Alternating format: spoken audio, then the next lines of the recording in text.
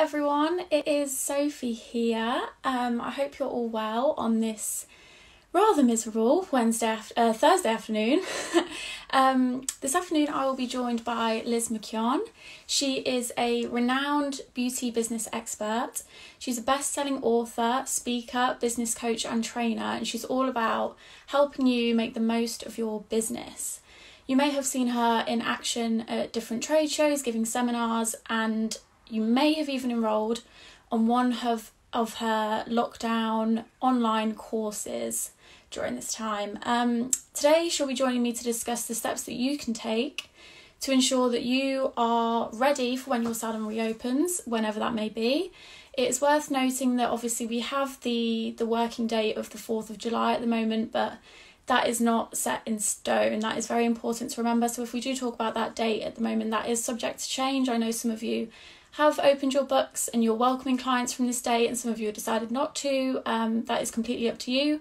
Obviously, Scratch will notify you of when we're given a proper opening date, but we do not have one as of yet. So bear with me 1 second and I'll try and see if Liz is ready. Let's have a look here.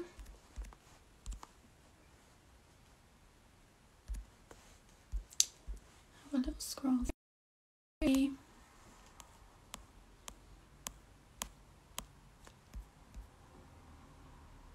So she is not joined just yet. We will have a little wait for her to join on. So any questions that you might have, please just drop them in the comments below and we will try our best to answer them. And if you think of anything after, then of course you can drop me a message, or you can drop Liz a message as well. And any of the Scratch team are always on hand to help with any of these sorts of questions. So let me just double check again, see if she's here. And then we can get stuck right in, because I'm sure there's a lot that she will want to cover today, as it is a big topic.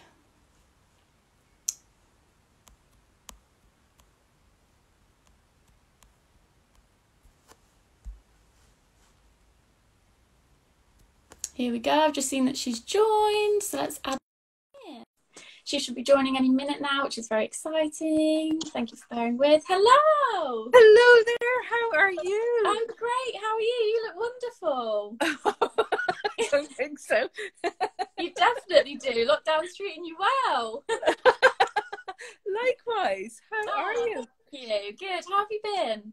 Really good, and it's a long time since we saw one another, isn't it? I know, it's ages ago now, isn't it? Yeah, but yeah, wasn't in the I wasn't at home at my kitchen table. No, me neither. But you have been busy as well during lockdown. You've been creating courses for people to do online and all sorts. I've been really busy, so because I've used this time to really put the message out that, you know, we don't normally have this amount of time, and, you know, every challenge brings its opportunities, and I think it's given people time to think, time to work on their businesses. Yeah, so I've been really busy. Yeah, providing lots of podcasts and webinars. And so I suppose to say at the start, for anybody who wants help with their business, I have so many free resources on my website. So just go on to lizmckeon.com, and whatever we're talking about today, there's webinars, podcasts, there's business plans, there's health checks, there's all sorts of free information there to help people work on their business. Yes, and today, I just say before we get started, it's a very, very special day. Today I launched the Liz McKeon Salon Business Academy. Oh, so my online business just starts. My online course just starts today as well. So yeah. It's been a crazy busy 10 weeks, but like a business owner that I work with, she actually sent me a text message last week and she said, Liz, wouldn't it be great if we had lockdown for a month every year? She said, I've got so much done. I know, you have a little bit of chill time, and then everything that you just haven't had time to do, you just do it. Yeah, you just get on with your to-do list. So, so I'm sure everybody's really ready to get back to doing nails now and ready to go. Absolutely. And I think because we've probably got quite a lot to cover in this little chat, so I think we should just get stuck right in. Fire ahead, yeah. So basically, what steps can salon owners and self-employed technicians be taking at the moment so that they're fully prepared for when they do reopen and get back to doing nails? Well, I suppose the point to make, well, there's several points to make, but an interesting thing has happened to me this week insofar as I've spent some time coaching, you know, working with a few people with businesses and to start their rescheduling and the plan around that. And the interesting thing about this, if this is of any help to everybody, is that when we do the scheduling properly, most people are in a position to make more money now from fewer clients. And that is, which is a fantastic starting point. So it's all in the planning and it's all in the preparation. And the statistics have shown that, because I've been in touch with some of the software companies from Australia and New Zealand, places where they have reopened. And the reopening is a lot smoother than what we're all thinking it's going to be. And definitely that the money is there. So, and I know people are worrying about a recession and all that, but I think like our industry is fairly recession proof. So there's nothing to actually worry about. It's just about getting organized, really. And I know it's been a huge time of uncertainty and, you know, we miss our routines and all that sort of thing. But I think we can all have a very positive outlook on what's coming, which is a great starting point. So that would be my first thing in terms of starting this. Nothing negative about it. It's all just really good. But it's in the preparation and it's in the planning. And if you fail to do that, then things will go wrong. I suppose my first thing to say to people is not to get overwhelmed about the health and safety and the PPE and all that sort of thing, because, and I'm speaking now as a client, I do not want you to bore me. I want to go and get my nails done. I haven't been able to do that since last March. Yeah, it's going to be a big luxury. It's going to be something that I'm really looking forward to. Like, everybody's just craving connection, and where else do you get better connection than getting your nails done? So, but to look at it from a client's perspective, so I'm so sad, Sophie. Like, I miss all this so much that when we went into lockdown first, I found a purse, an empty purse, and every week I put in money for my nails, for my pedicure, for my. So I love that money that I'm ready to go with. And when I was putting more money into it last week for something else, I think I'm on my second round or third round of nails money now or something. I was just like, oh, I can't wait to get back to all these places. But the one thing as a customer I do not want is to have a conversation about COVID. Right. I want somebody to sit down and excite me about my nails and tell me they're in great condition because I've been doing my best to mind them, and what my opportunities are in terms of what, you know, not opportunities, but what my choices are in terms of what we can do now, and a plan. Like one of the business owners I worked with yesterday, I thought, like, why are you going on the phone to just book people in for their first appointment? By the time you get through the first round of them, they're going to be ready again. So let's just book them right through to the end of the year. Yeah. So that's what I want to talk about. I do not want to go to 10 different places, like for 10 different services, and everybody bore me to tears about the panic you're all in on account of COVID. You want a little bit of formality, I guess, don't you? You don't want to be reminded of the everyday. So you're going to be in your PPE eager. Get yourself organised and get the show on the road and be excited to see me and take as much money from me as you possibly can, because I've been saving it and I want to give it to you. But the first thing is, like, do not bore me. Just do not bore me, because like, you might think, well, I have to have that conversation with Liz, but actually I don't want it in the hair salon and the beauty salon and the nails and everything. I don't want it anywhere. We've had it now for so long. So I think in terms of the health and safety, I'm not undermining how important that is. I think it's really critical. And I think it's very important for us all that we can look back in 5 years or 2 years and say, well, we managed okay and we're still in business after COVID. I would hate anybody to be looking back and saying, I took a shortcut. I didn't invest and there was a casualty or a fatality on account of me not adhering to the guidelines.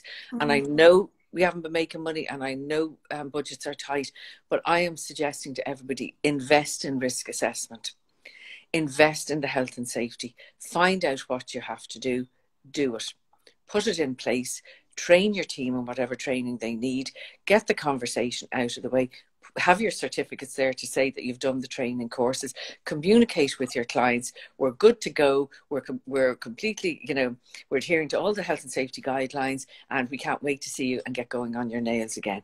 Get that elephant in the room out of the way, and do not bore us to tears about it. Yeah.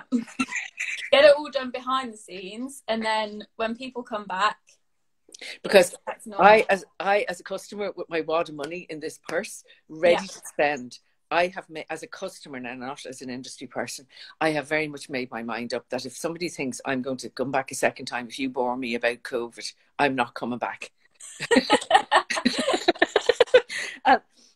And I've just thought that through, but I'm sure plenty of other people will think it through too. So we want to be entertained, we want to be looked after, we want to buy what you tell us we need to buy, and we need to get those nails right again. Yeah, definitely. And you say obviously no shortcuts, and it's worth investing in the correct health and safety, PPE, etc. That obviously will come at an extra cost to a lot of business owners. So would you then recommend putting your prices up as a result of that? I think now is time to work on your business, not in your business. And I wish I had, but I don't have a straightforward yes answer for that. Yeah. My question on that is, could you put that on your list? And maybe this is another expense, but I think it's time to actually, on your to-do list, to maybe ring your accountant, ring your financial advisor. Can we have a call for an hour? Can we review what my costs are? Because my PPE is now costing, like, I know, like a mask could be like a few pounds a mask, and you have to keep changing it. So my costs are now different. And rather than just randomly putting up prices, to actually revisit how much it's going to cost you to now do a set of nails, building in the extra costs that we're going to have short term. Because this will end at some point. It has, and we have to go back to some sort of, you know, where you're not wearing PPE gear and all that. So yes, I think there is an exercise to be done in order to increase prices, because you've been closed for a long time. The money that's gone is gone. Like, we all know that. You know, the weeks that it snows, we don't make that money back. It's gone. So this money for this time, we're not going to make it back. But there's a financial requirement here for everybody running a column or running a business, whatever format that is that every single client must have a positive financial impact on your business. Yeah. So to be very careful that you don't charge out there. So excited to see people undercharging and being very busy again and at a loss. Yeah. And I know we're sort of guilty of that in our industry anyway. Like, for the amazing work that most people do in nails, most people are not charging enough. And now is the time to do it. Definitely. So yes, I would definitely say a price increase is required, but find out by how much and be very specific about it. Stop worrying about customers. We have the money, we've been saving it. You know, surveys have been done where is, you know, for people, when you come out of lockdown, where's your number one place to go? Hair, nails, at the top. I know, I saw somebody in the comments just earlier asking, they said that the industry might be recession proof, but the clients might not have the money to spend. Would you say that you think a lot of people have put that money aside specifically? I would think so. Yeah. And I suppose I'm going to say, now is your rise again moment. Get ready for your comeback. Yeah. And built into that, get out of your own way. Nails are addictive, okay? And it's not, you know, when somebody gets their nails, and I mean, hair and nails are my top two things. And I think, you know, I'm not alone in that. Everybody is. Me too. Exactly. The whole world is the same. Yeah. Now, the business owners that I've worked with, in terms of how are they going to fit everybody in, and I know some owners have come on the phone literally in tears saying, but everybody's going to want me the first day. And I'm saying, but they can't have you the first day. You know, you can only fit in X amount of people. So that has to be worked out. How many people can you schedule and how long is it going to take? And I think you contact people and you say to them, you know, I have a slot for you, week 2, week 3. If somebody hasn't had the money, I'm very sorry, but next. Yeah. it's just next, because like there's a whole world out there waiting on you. Yeah. So it's not that you're too dear. If I say to you that's too dear, it's not that you're too dear, it's that I haven't got the money. So don't try and sell to people who haven't got the money. Sell to people who have the money. We've been saving it. We want it. It's a priority to us. And it's now time to own your position in people's worlds. Yeah. They're missing you. They're hunting you down on Facebook. They're trying to get you to break all the guidelines. People are realising how much they rely on nail professionals. Yes, you're so important in people's worlds. Step into that position and own it. Yeah. Just whilst I remember, we've had somebody else comment as well, talking about the risk assessment. Is there anywhere that people can download a risk assessment form so that they know that they're not missing anything? Yes, and that's a really good question. And I think that's what I mean. Err on the side of caution. Don't try and figure this out for yourself. Yeah. And I sort of feel maybe there's too much information hitting people as well. So we have the other side of it. But, you know, social distancing is difficult in our industry. So you've got to adhere to it. Yeah. Your suppliers are being so helpful in terms of their guidelines, and they are working with the authorities. You've got, you know, all the different like Babtac, yourselves, all that, who are providing information. So I'm sort of saying, don't go it alone. Pick some sort of governing body and say, will you help me with this? Will you give me my points? Because part of the reason I stay away from this is that people ask me questions like, Liz, should I shut my reception? I can't tell you that. I don't know your reception. I've never been there. So it's going to be a different requirement for absolutely everybody. So I think go with your suppliers, because to me, they seem to be the most direct and the most helpful, and they know your industry the best. Yeah. And I've also, I don't know if you've been getting questions on this, I've also been getting questions from people, but like, I'm mobile, how do I do it? Or people come to my house or whatever. Find out the guidelines and stick to them. Yeah.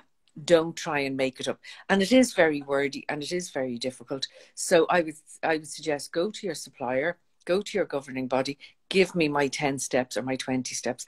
And be careful of this. Somebody contacted me last week and they ordered PPE gear from China, I think, spent £2,000 on it.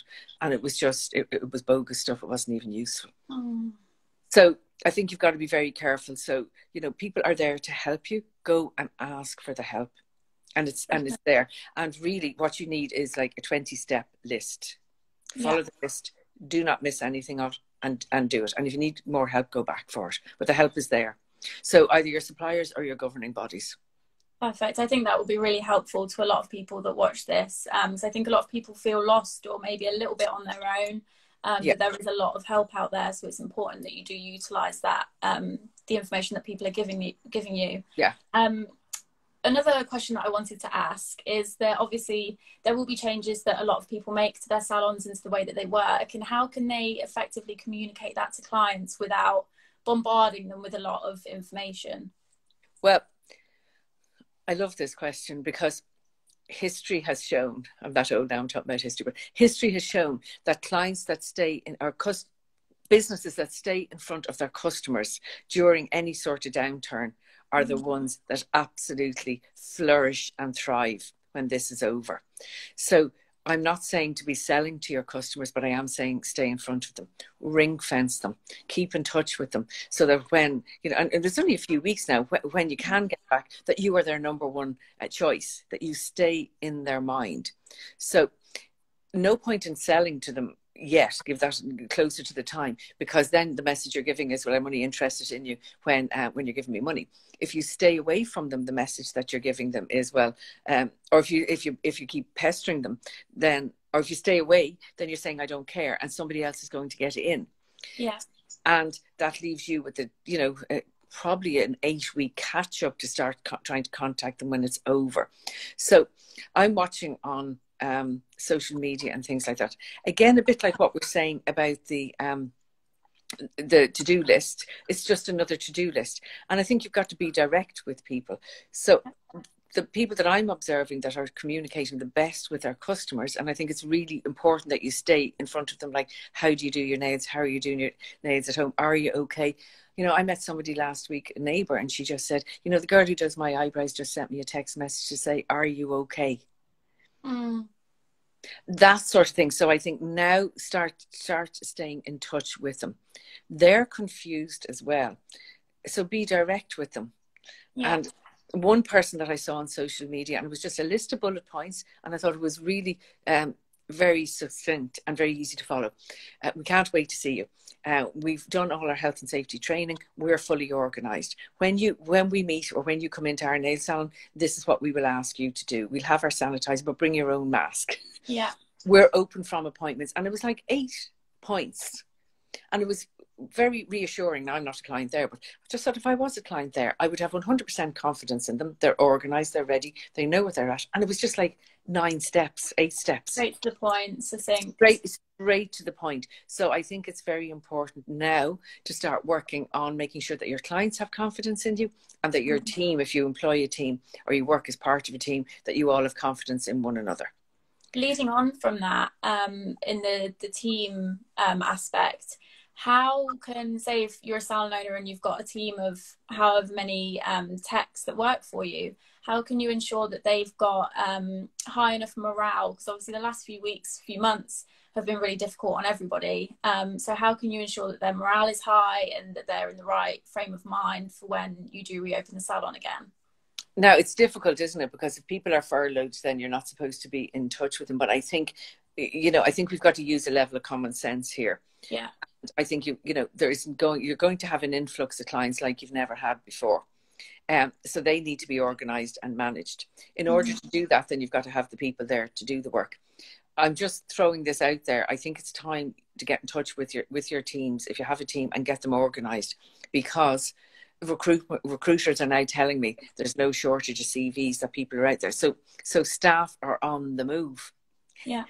So first of all, you need to make sure that they're coming back. Yeah. That you have the right amount of people.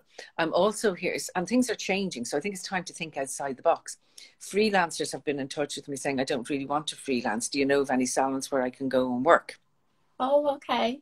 So there's an opportunity there that you wouldn't normally have. Now, maybe that would only be short term, but it might be useful. So we know we have the demand, but we've got to have the supply now to match it, don't we? So common sense wise, yes, I think there's a little call required with each person. Are you definitely coming back? Now, what do we need to do to get organised? And I don't see anything wrong if people are open to it. Why not have like a little 10-minute call with everybody once a week? Let's get ready. How's everybody feeling? And go from there. What will our clients be expecting? Does anybody want to call their own clients themselves? I know I'm working with some salon owners, and they're rescheduling the clients and they're bringing the person in. Like, so if it was your client, Sophie, together we'll call them. Yeah. So I think include your team in your reopening plans. Yeah, definitely. And that makes everybody feel part of the change as well, I guess. And it won't come as a shock to anybody either, will it? No. And most people are saying to me that, that their teams are being really helpful, can't wait to get back, or contacting them saying, what can we do? I've really missed you. But I think you do have to be careful. You may not have to be starting back with the same team that you left with. I also think there's a practical side to this as well, that it's almost like new training is required, because we are going to be trying to make more money from fewer people, because we can't fit the same amount of people in. And I know people are worried about teams and hours and child minding and all that. So there's a bit of hand holding required and a bit of like practicality. So I think you've got to be ready. Like, the last thing any of us as clients want, I mean, this is where it's going to go wrong on people if you don't plan. We'll turn up with a client, and first of all, you'll bore us to tears about COVID because you haven't realised it's so boring. And then you'll be like that swan, looking really graceful and stressed completely. And we'll pick that up as customers and we won't want to come back. So I think, we're on unprecedented times, as we all know, uncharted territory. Get yourselves ready. But I think it's very important now, if you have a team, to connect with them, include them in the reopening, make sure that they understand, now they have to be serious about their columns and the money side of it. And let's have it as enjoyable as we possibly can for all these clients who can't wait to come back. But if somebody doesn't really want to come back, let them off. Yeah. You've you don't have space on your team. It's too important now. So yeah, if somebody genuinely has changed their mind about their working with you or whatever, go looking for somebody new. Yeah, and be ready And to adapt, I think, yeah, is probably the main message throughout all of this. And also alongside, you keep on saying how important it is to be organised and planned before you do open the salon. But is there any issues that you can think of that techs might face? I know this is all uncharted territory for all of us, so we're not 100% sure. But is there any issues that you think could arise, and is there a way for techs to prevent this, or is it all just in the planning? It's all in the planning. And I've had a really interesting week because I've worked with quite, and if anybody needs help on this, contact me. But you know, I've worked with a few salon owners who were just overwhelmed with how they were going to fit everybody in and how it was going to work. And that's why sometimes two heads are better than one. And I just kind of broke it down, right? How many customers are we talking about? Could be several hundred, could be a couple of thousand, right? Logically, how long does it take to ring and contact all these people? How many people do you need to have there to actually manage this? So let's start contacting one column at a time, the next column, or start at A, B, C, D, and E. Allocate, this is probably going to take a week, depending on the size of your business. You call me, I don't answer the phone, I have to call you back. And I think you need to decide how this is working. And you stay in control. So you need to tell me what I have to do. You need to tell me when I can fit in. So Liz, we're opening on the 4th of July and I have a month. So here's your options that would suit. Because like we as customers have to be realistic as well. Like we know you can't fit everybody in the first day. Like every single client on your list cannot come in on the 4th of July. Like, so I kind of think, well, if I got around as a customer, if I got around everything within a month, but if I knew it was coming, I'd be okay. Yeah, it's just having that date, isn't it? I guess knowing that it will come. So definitely with the people that I've worked with this week, it was just about breaking it down. So how many people are we talking about? Logistically, how would you manage this? Who are the clients that you're going to contact first, and why are you going to contact them? And how do we make sure you don't lose anybody here? So it's all around the communication, but it is fairly strategic planning. Mm-hmm. We have had a question through from what I can see. Lauren Ruby has asked, will salons with several techs be able to work in a room together? It's such a minefield, she has put. Right, okay. So we're back to the same thing.